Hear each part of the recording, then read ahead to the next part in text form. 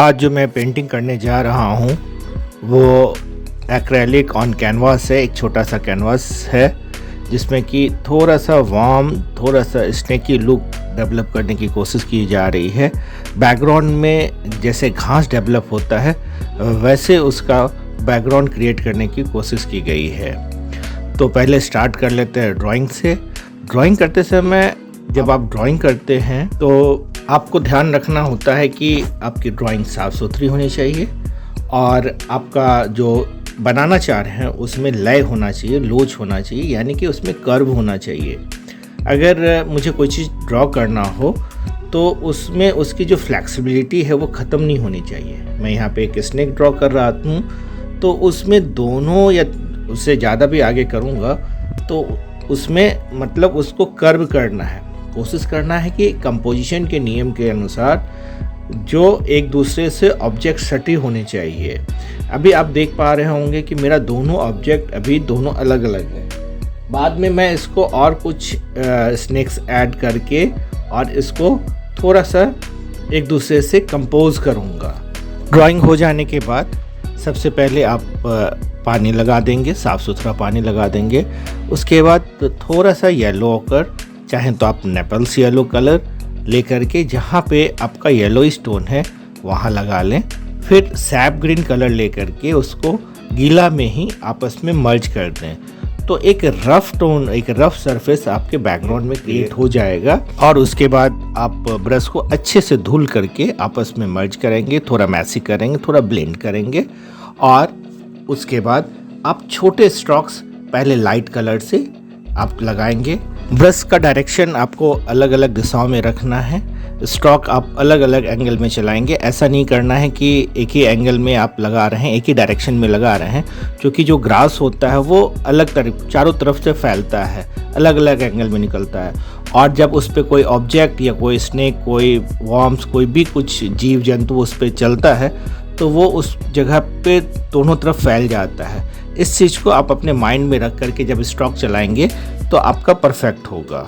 आप देख पा रहे होंगे कि मैं पहले कुछ सैप ग्रीन से कर रहा था, फिर कुछ येलो ऑकर से कर रहा था और अब जो मैं कुछ आपको लाइट कलर का, मतलब लेमन येलो में वाइट मिला करके कुछ पैचेस लगाया हूँ। पैचेस क्या है तो लंबे लंबे स्ट्रोक्स लगाया हूँ। तो आप स्ट्रोक लगाते समय इस बात का ध्यान रखिएगा कि मतलब अपने आप को रोकना नहीं है, जिस एंगल में जाए जाने दीजिए, थोड़ा लंबा खींचिए। इस तरीके का स्ट्रोक आप तब तक लगाएं जब तक कि वो पूरी तरीके से भर ना जाए, पूरा कवर हो करके आपको ग्रास का लुक डेवलप हो जाएगा। तो फिर आपका काम जो आप पेंटिंग कर रहे हो अच्छा सा बैकग्राउंड डेवलप हो जाएगा। साथ ही साथ मैं एक्रेलिक कलर या पोस्टर कलर के लिए एक टिप देना चाहूँगा आपको कि जब भी आप एक्रेलिक कलर या पोस्टर कलर में काम करें तो इस बात को बहुत अच्छे से ध्यान रखें कि कोई भी गंदा कलर वाला ब्रश जिसमें आपने अभी भी यूज़ किया है कलर, उसको साफ पानी में अच्छी तरीके से धुल करके ही नेक्स्ट बॉटल में डालें। एक्रेलिक कलर तो दो तरीके के एक ट्यूब में भी आता है, डब्बे में भी आता है। अगर आप डब्बे में इस्तेमाल कर रहे हैं तो कोई भी कलर में उसको डिप करने के पहले आमतौर पे बच्चे क्या करते हैं कि जब आप कलर काम कर रहे होते हैं तो आपको लगता है कि थोड़ा सा उसमें से कलर निकाल लूँ। उस कंडीशन में जो आपका जो ब्रश में कलर लगा रहता है वो उस डब्बे में चला जाता है और वो धीरे धीरे आपका कलर को डेड कर देता है, उसके कलर की डेंसिटी के, उसकी चार्मिंग को ख़त्म कर देता है।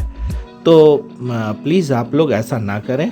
स्नेक के आसपास जहाँ पे भी स्पेस मिल रहा हो, स्नेक का बॉर्डर क्लियर हो चुका है, लाइन हम लोगों ने पहले ड्रॉ कर लिया था, तो उसके आसपास सैप ग्रीन में थोड़ी सी पर्शियन ब्लू, थोड़ा सा ब्रंट सैना मिला करके आप उसको अप्लाई करें, जिससे कि उसके जो शैडोज़ डेवलप हुए होंगे वो साफ़ सुथरे तरीके से दिखने लगे।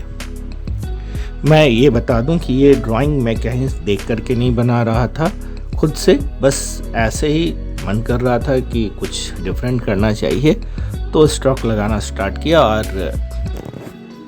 और उसका जो परिणाम निकला कि उसका बैकग्राउंड थोड़ा इफ़ेक्टिव, मुझे जो पसंद आता है, मुझे इस तरीके का बैकग्राउंड जिसमें कि डिफरेंट टेक्सचर्स हो वो पसंद आता है। एक बात और मैं आप लोगों को बताना चाहूँगा कि एक्रेलिक को जब भी मैं कलर प्लेट पे निकालता हूँ तो वह सूखने लगता है। तो आपको इसमें ध्यान रखना है कि किसी भी, जैसे सैनिटाइज़र का कोई पुराना डब्बा हो, बॉटल हो, तो या परफ्यूम का कोई पुराना बॉटल हो, जिससे कि स्प्रे हो सके, मतलब हल्के हल्के फुव्वारे जैसा स्प्रे हो सके, वैसा स्प्रे करते रहना है, जिससे कि आपका एक्रेलिक कलर सूखेगा नहीं। जैसा कि मैं ऑलरेडी आप लोगों को बता चुका हूँ कि बैकग्राउंड का में जो कंपोजिशन का नियम कहता है कि आपस में एक दूसरे से कंपोज होना चाहिए, सटा हुआ होना चाहिए।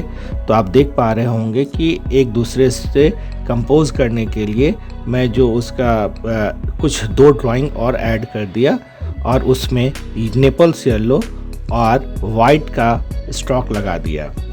उसके बाद उसके चारों तरफ जिधर डार्क होना चाहिए उधर मैं ब्रांड सैना लेकर के और अच्छे से शेड बना दे रहा हूँ। शेड एंड लाइट का विशेष ध्यान रखिए और आप ऐसा नहीं करें कि सोर्स ऑफ लाइट का ध्यान रखना ही छोड़ दें। नेचर से जो लाइट मिल रही है वो कैसा भी हो, तो आपको सोर्स ऑफ लाइट का ऑलवेज ध्यान रखना है।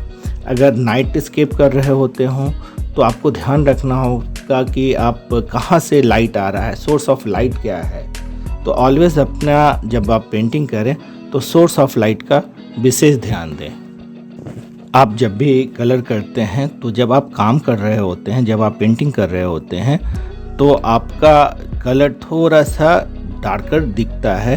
तो आपको एडवांस में ये प्लान करना होगा कि वो सूखने के बाद किस तरीके का लुक डेवलप करेगा या उसका कलर इफ़ेक्ट क्या आएगा, उसकी चार्मिंग कैसी आएगी। क्योंकि उस समय वो गीले में जब पानी का वो रहता है तो उसमें चार्मिंग रहता है, तो वो चार्मिंग जब डेड होगा तो कितना उसका ग्लेज कितना रहेगा, इसका प्लान आपको एडवांस में करना होगा। उसी अनुसार से आप कलर लगाइए कि आपकी वो उसकी ब्यूटी ख़त्म नहीं होनी चाहिए।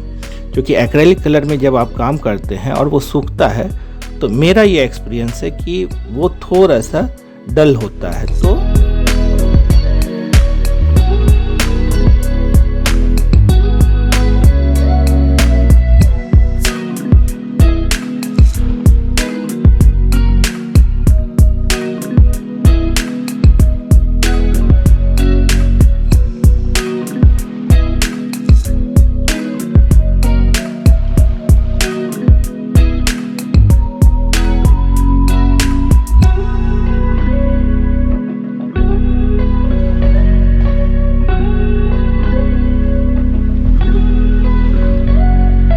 आप एडवांस में प्लान कर लें। जब आप ब्रश का चुनाव करें, ऑलरेडी मैं कई वीडियोस में बता चुका हूं कि आपको इस चीज़ को ध्यान में रखना चाहिए कि आपको कौन सा ब्रश चलाने में कंफर्ट हो रहा है।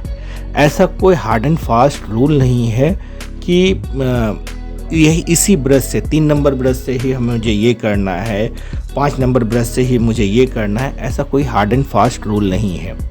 आपको आपके अपने कंफर्ट में, आपके उंगलियों में कौन सा कंफर्ट ब्रश बैठ रहा है उसको सेलेक्ट करें और उससे काम करें। एक एक स्नेक पे आप टेक्सचर डेवलप करना स्टार्ट कर दें और छोटे छोटे टेक्सचर्स निकालते हुए, बनाते हुए। अभी हम डार्क टोन पे नहीं जाएंगे। अभी हम लोग, आप इसमें जो कलर देख रहे हैं साइड में, जो मैं कलर लगा रहा हूँ स्नेक के बॉडी के टेक्सचर में, उसमें ब्रांड सैना, साथ में थोड़ा सा क्रिम्सन रेड और ब्लैक, इससे एकदम चॉकलेटी कलर आएगा और उसको लगाएंगे।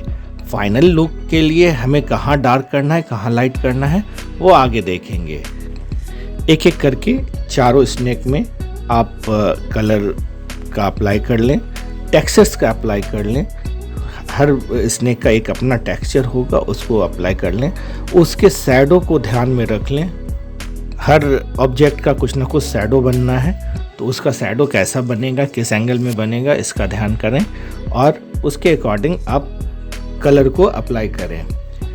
कई मरतबा बच्चे जब काम करते हैं तो मुझे बताते हैं कि उनसे हो नहीं रहा होता, ये पानी की डेंसिटी का ध्यान नहीं रहता है। तो आपको इस बात को ध्यान में रखना है कि पानी का जो डेंसिटी है वो आपका परफेक्ट होना चाहिए, मतलब पानी ना तो ज़्यादा हो ना तो कम हो।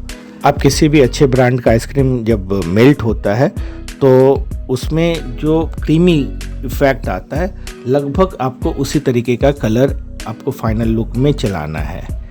एक एक जगह पे अच्छे से डिटेल करेंगे, उसके आइज़ के एरिया को डिटेल करेंगे और आप उसको इस तरीके से फाइनल लुक में पाएंगे। तो इस तरीके से ये पेंटिंग कंप्लीट हुआ। आप लोगों से रिक्वेस्ट है, एक बार ज़रूर ट्राई करिए इस तरीके का पेंटिंग और मुझे कमेंट सेक्शन में ज़रूर लिख के बताएं कि आपने इसको ट्राई किया, कैसा हुआ आपका काम। आपको आर्ट के फील्ड में अगर कुछ विशेष जानना हो, किसी विशेष टेक्निक के बारे में जानना हो, तो आप मुझे कमेंट सेक्शन में लिख सकते हैं कि आपको ये जानना है, इस मीडियम में मैं काम करूं, इस तरीके का काम करूं, तो मैं उस तरीके का वीडियो बनाऊंगा। धन्यवाद। जय हिंद, जय भारत।